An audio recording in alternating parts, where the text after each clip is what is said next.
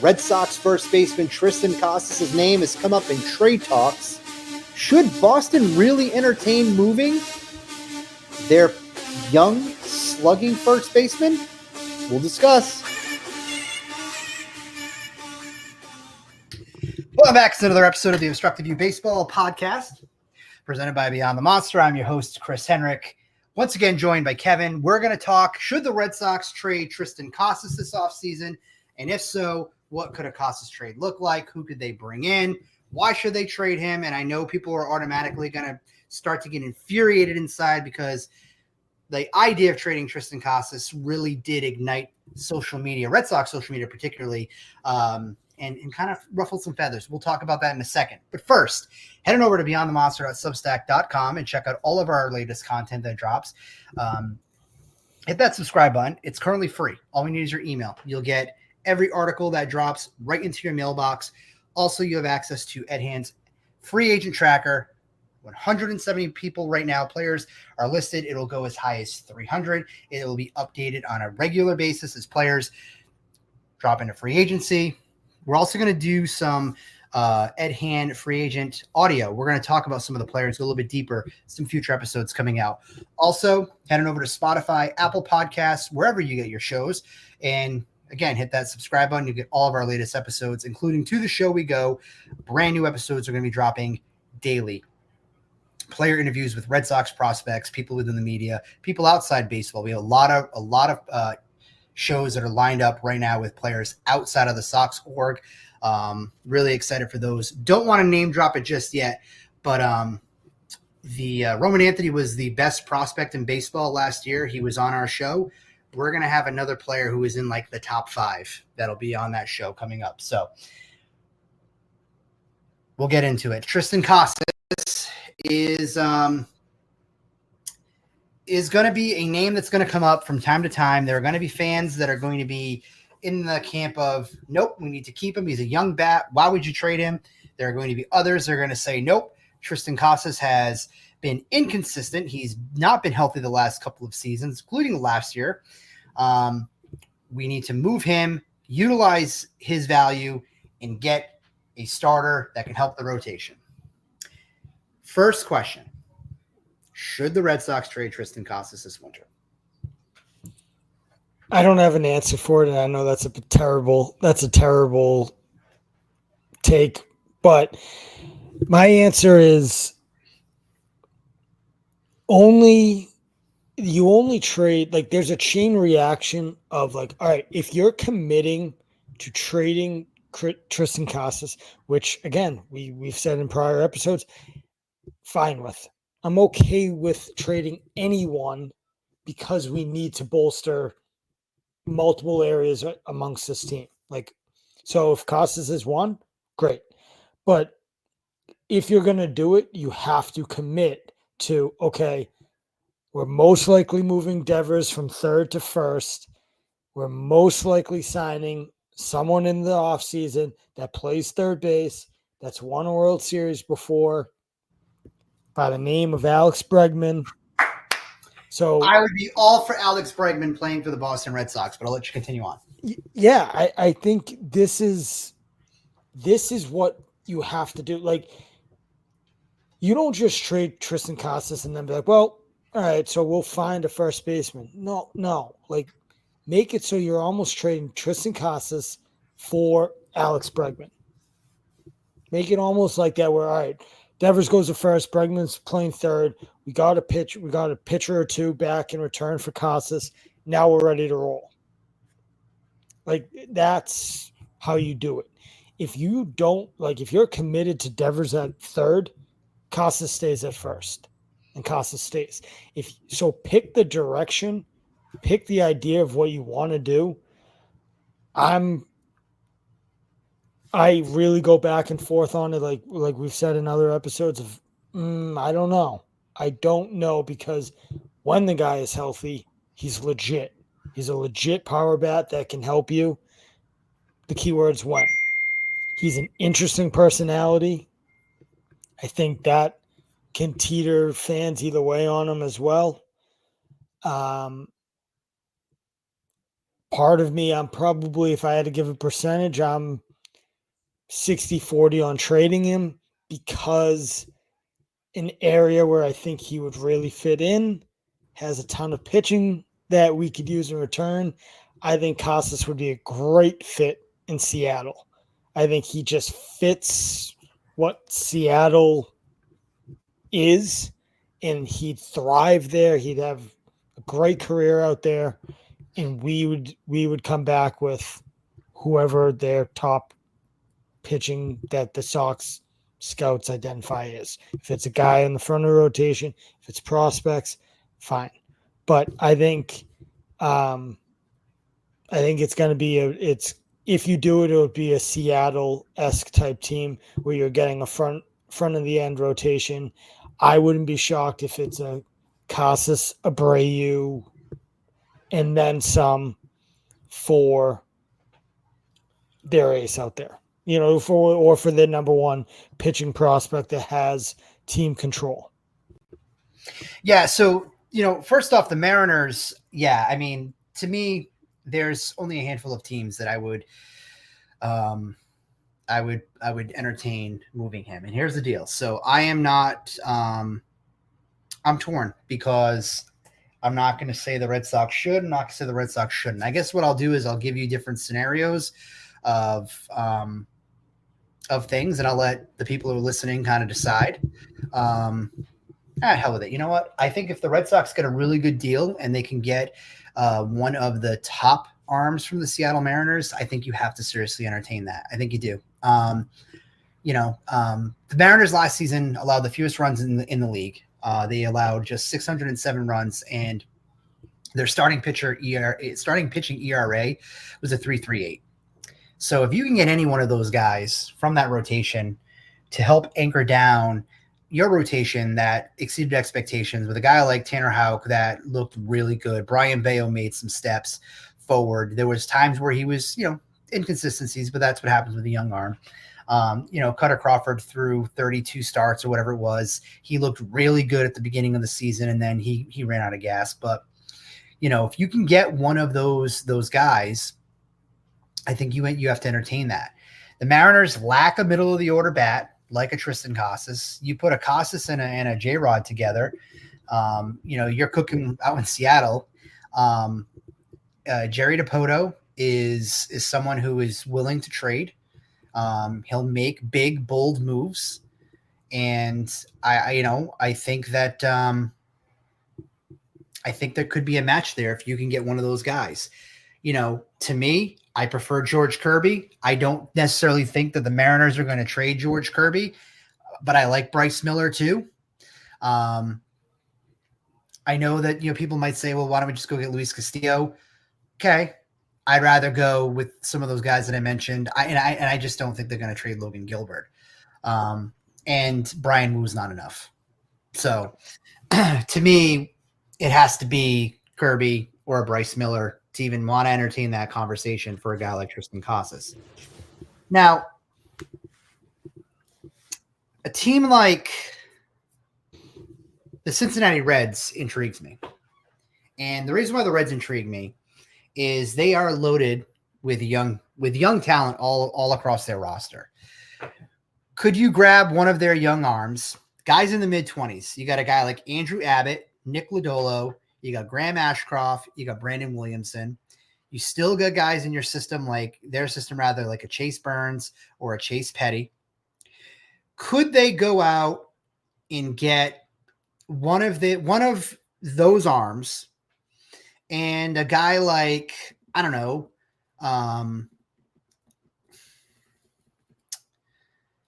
Encarnacion Strand? I know he's hurt, so he's coming off that piece. I don't know if any of those names are sexy enough to want to deal to Triston Casas, and if they have that upside that we're looking for to trade Casas. Lodolo, I like. But if Jeff Passan tweeted tomorrow that the Red Sox are trading Triston Casas to the Cincinnati Reds in a package headline by Nick Lodolo and blah, blah, blah, I think it would be met with more backlash than it would if he tweeted Triston Casas is going to the Mariners for George Kirby, and here's the final details of the deal. Yes. Yeah, I if you're going the Reds route, like if we're playing out the Reds scenario, you better be sure that you're hitting on these guys. Like you better be sure that we're not looking back and being like, I know this may be a terrible, but like we got our asses kicked in the Mookie Betts trade. Like that you better make sure the guys you're getting back are gonna be legit starters. And there's another element of being able to pitch in Boston. And that's a different element than pitching in Cincinnati. Like you gotta be able to handle the market. There's been many of guys that are superstars in the league that they get here and they just can't handle the media, the pressure, whatever it is. I'm not going to speak to what the psychological, what the pressures are. I don't understand. I've never done it. I'm not a professional athlete. So whatever that thing is, it's hard for guys to handle.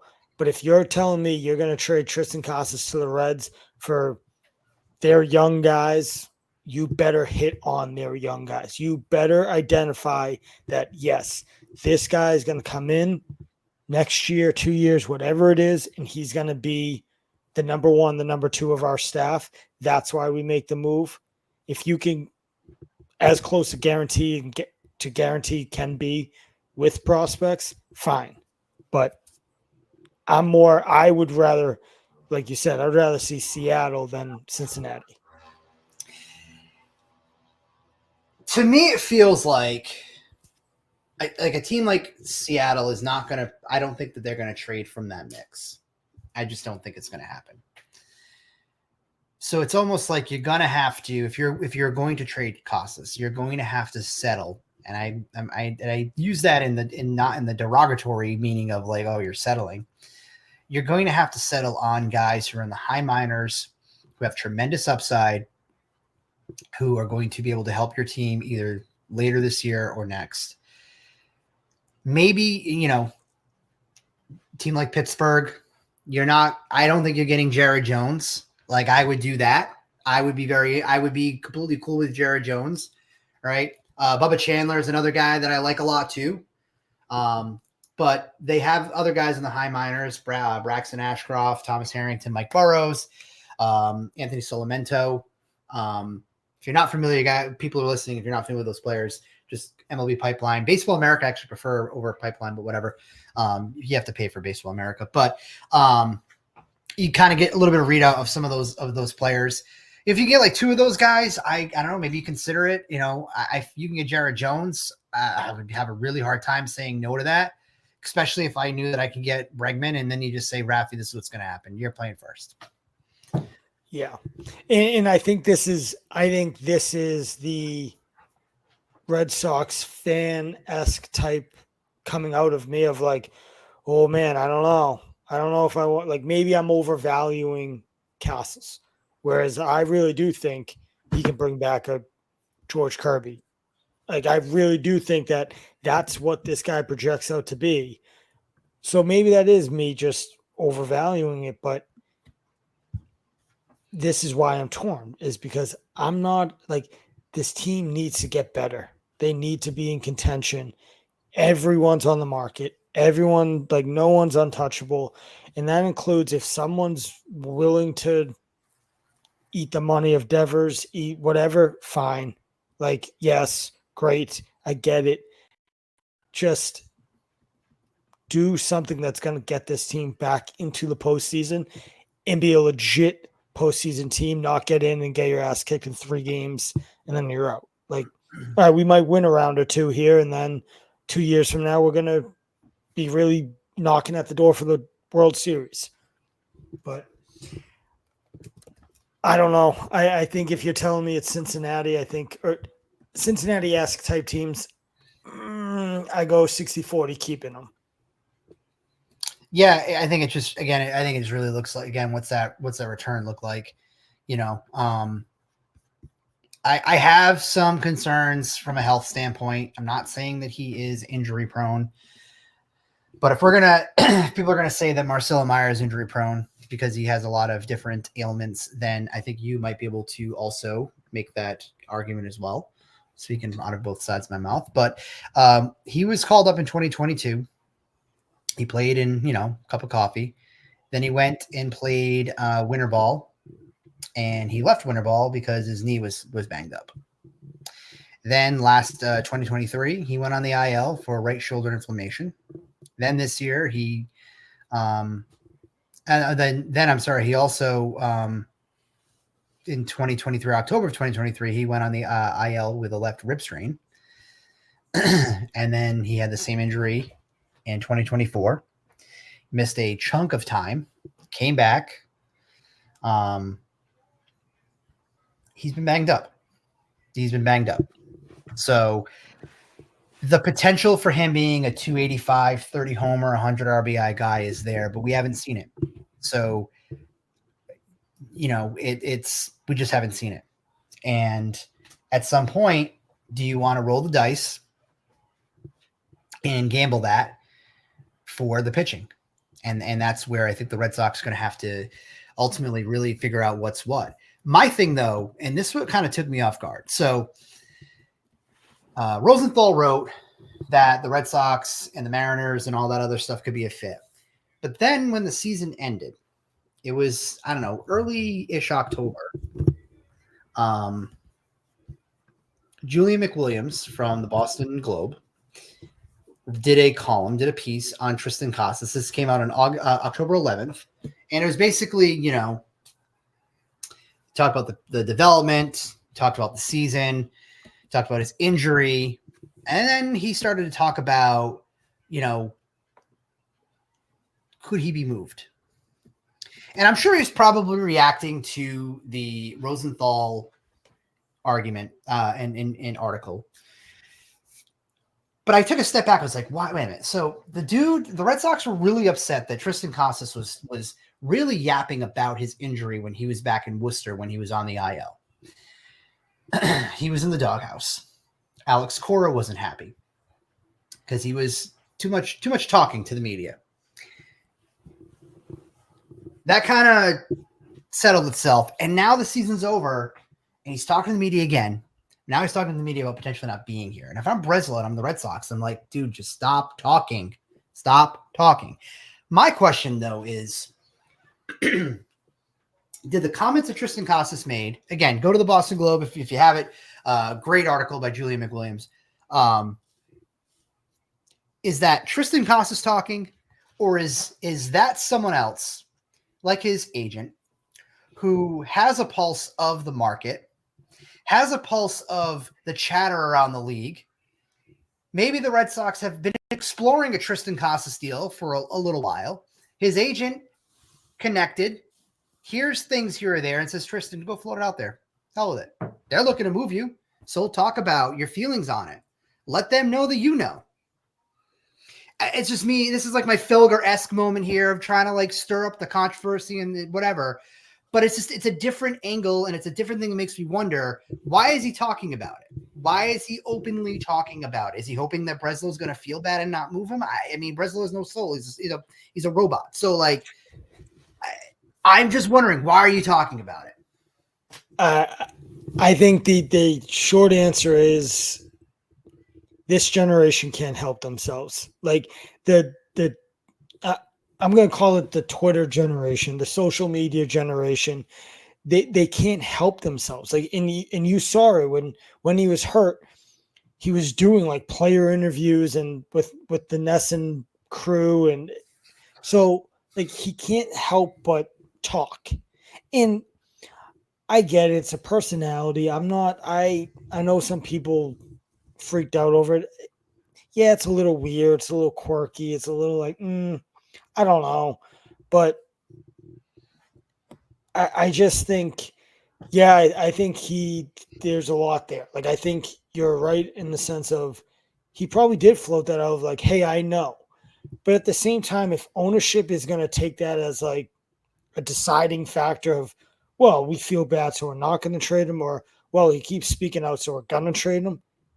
dude, you're in the wrong business because this is the generation coming up. Like everything is online. Everything's on Twitter.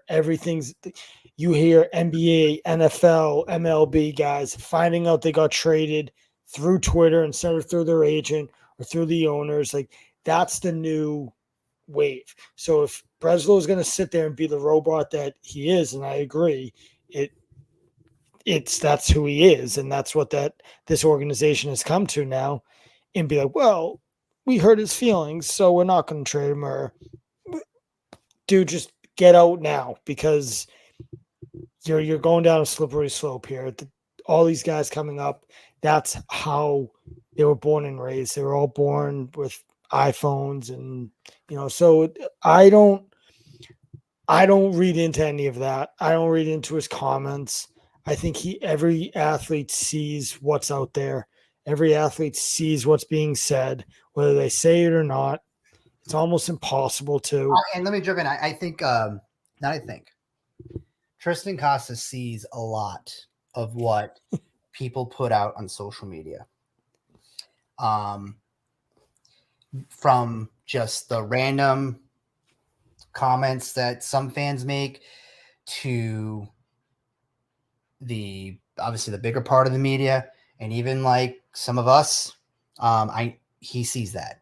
And I'm not going to get into details. We could have a fantastic podcast on one of those details, but I don't want to do that. I'll leave it as a cliffhanger. Maybe we will. Maybe I'll bring it up in a future episode and I'll tease it out. But he sees the shit that's out there, and that's fine. But for me, I want to know, why are you talking about it? I want to know why it is that you're talking about it. Like, if it's just human nature, yeah, man, I don't want to get traded. I want to spend the rest of my career with the Red Sox. Fine. I'm cool with that.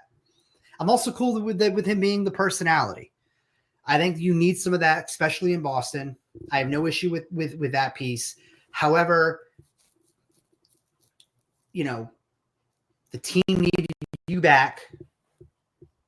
Could you have come back sooner than what you did? Or did you want to do the all-star game, nonsense? Did you want to keep doing the nest inside? Like, do you want to be Jemai Webster, or do you want to be the starting first baseman of the Boston Red Sox? Make the decision. I think that's where the Red Sox were at. Do I think that is the reason why they move him? No. I think ultimately, if they move Triston Casas, it's because you could get George Kirby. You could get Bryce Miller. You could get, I don't know, you insert the name of the player that you want in the trade market. That's why you do that. But it's also contingent on, can you sign an Alex Bregman? Do the Red Sox be like, you know what? Yeah, I traded him.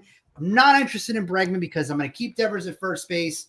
So is Pete Alonso out of the realm? Who knows, right? Could that be something? The Red Sox need a right-handed bat that they can put behind Rafael Devers that can put some fear into lineups. Because again, Tyler O'Neill was great, but he couldn't stay on the field. You need legitimate thump in that lineup to go along with him. If you could have that 3-4 combo of a Devers Bregman, Devers Alonso. Again, Devers Casas, I'm cool with that. What's between them? What are they making an Oreo out of? Like, who's the cream filling in the middle? That's what I need to know for this team. That's what hopefully they address in the offseason. Is it Teoscar Hernandez? Is he doing on a shorter deal, more AAV? I don't know. I just don't think ruling out trading Casas, I don't think fans should do that. I understand it sucks and it hurts. It's a player you like, and you're getting invested in all that. But if you really want your favorite team to win the World Series or be in the conversation, you need to be okay with the decision makers making a tough decision. There's a Netflix documentary out right now about trading one of an all-time fan favorite, and it resulted in a World Series. And I think people need to go watch that. And the guy they traded was the face of the franchise for many of years. So our guy Ed Hand has not gotten over that. Ed Hand is a pro Nomar guy. Ed, as of a couple of weeks ago, said he was not watching the documentary. I don't know if he's watched it yet. I'm going to ask him. Oh man! But if he has or hasn't, that might be another episode. Might call it "Why Didn't Ed Hand Watch the Netflix Red Sox documentary?" I think that's an interesting. I got to hear that. I got to hear his side of it. I love Nomar. He was my favorite player. I still my favorite numbers revolve around 5, 15, 25. Those are my kind of my two go-to. But that's very interesting. That it's hard to have that argument. It's hard to have that take. So good for him on sticking with it this long, especially because it resulted in a World Series. Yeah. I've watched that. I blew through that series, the doc. I initially wasn't going to watch it. At first, I wasn't going to watch it. It has nothing to do with Nomar. I didn't want to watch it because it's like the story has been told. Like he had 4 days in October. You know, there's been numerous different things. Like I have the DVD set up from like the games. After they got blown out, the one where they turned it all around, right? That DVD box set, like you got all that stuff. But I was like, how can they tell the story again? Like it's done with. But I'm happy that I did because it was great, and I liked a lot of what they did. I do think that they kind of painted Nomar in a different light. You could honestly do I think you could probably do a 3-parter on Nomar Garciaparra's entire time with the Red Sox into him being traded, and I think it'd be phenomenal. You know, I think they should do that, but you know, it has happened. To your point, the Red Sox can and have traded fan favorites in the past. They've made tough decisions. You know, again, you know, they traded Nomar. By the way, they traded Mookie Betts. You know what I mean? Granted, it wasn't Breslow that traded him. It was Chaim Bloom, and we can hash out and argue whether Chaim had to trade him, whatever the combination was. That's a different conversation for a different day. But for this case here, and to wrap it up, we'll land the plane here. I'm fine if they trade him, if they trade Triston Casas, but it needs to be for one of those top end arms that we went over. I will feel very underwhelmed if they go out and add rando arms, top prospects. Yeah, it'd be great. I'll see him in Worcester. You know, I'll be cool with that from that standpoint. But at the end of the day, at some point, it's time for the Boston Red Sox to win games. It's time for the Red Sox to make the postseason again. It's time for the Red Sox to be playing October baseball. You know what I mean? Like I want to feel like what I felt for the Dodgers. Now I'm not a fan of the Dodgers, but it was nice seeing them take care of business with the Yankees. Like I want that again for the Red Sox. You know, from a content standpoint, you know what I mean? Like I would love that. You know, as you cover the team and when you're closer to the team, your fandom changes. It's not really the same for me anymore. I would just like to be a little vulnerable with the postseason and kind of get that back. I want to feel 2004 again and 2007 and 2013. I'm not the only one who wants to feel that. Agreed. All right. Heading over to beyondthemonster.substack.com.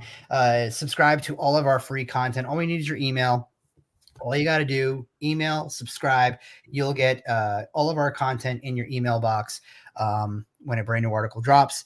Again, check out Enhanced Free Agent Tracker. Really good stuff. 170 free agents are listed in there. Up to 300 will be inside of that tracker. On top of it, head on over to Apple Podcasts and Spotify. Search Beyond the Monster. Hit subscribe. Every time a To The Show We Go, Obstructed View Baseball Podcast. And also Down in the Dugout is another podcast that we have. It was hosted by Josh Ball and Brady King did the producing on it. They covered the Portland Sea Dogs for us all of last season. They're going to get going with their content very, very soon. So you can check that out. We're going to be loaded with Red Sox and also just baseball content. So if you want that, it's there for you. For Kevin, again, I am Chris.